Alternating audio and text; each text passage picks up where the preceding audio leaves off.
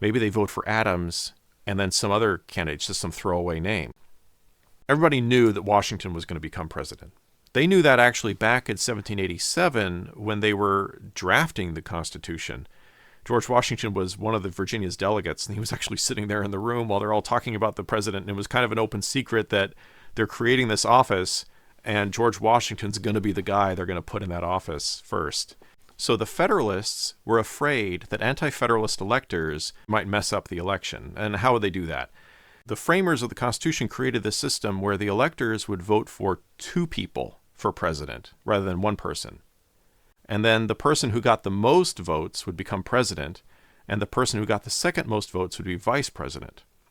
And the weakness of this system became apparent immediately, because the way it's supposed to work is George Washington will get the most votes, and then John Adams will get the second most votes.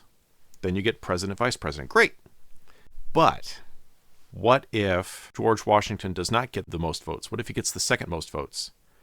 What if some anti-Federalist electors decide not to vote for George Washington? Maybe they vote for Adams and then some other candidate, just some throwaway name. They could potentially throw the election to Adams, making John Adams the first president and George Washington the vice president.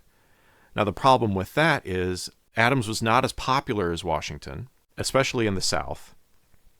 And so that could reduce the goodwill that the general public had for the federal government, right? And so that would help to undermine the federal government and therefore achieve the ends that the anti-Constitution people had.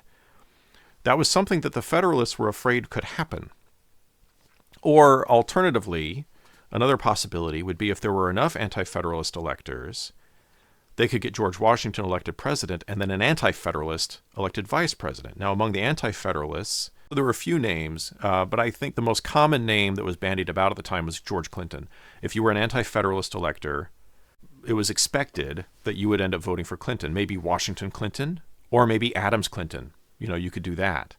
So just to give you an example of a possible thing that could play out, the Federalist electors could vote for Washington and Adams, and then the anti-Federalist electors could vote for Adams and Clinton.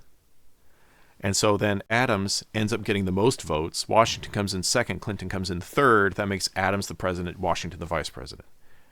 Just as one example of many possible permutations of this.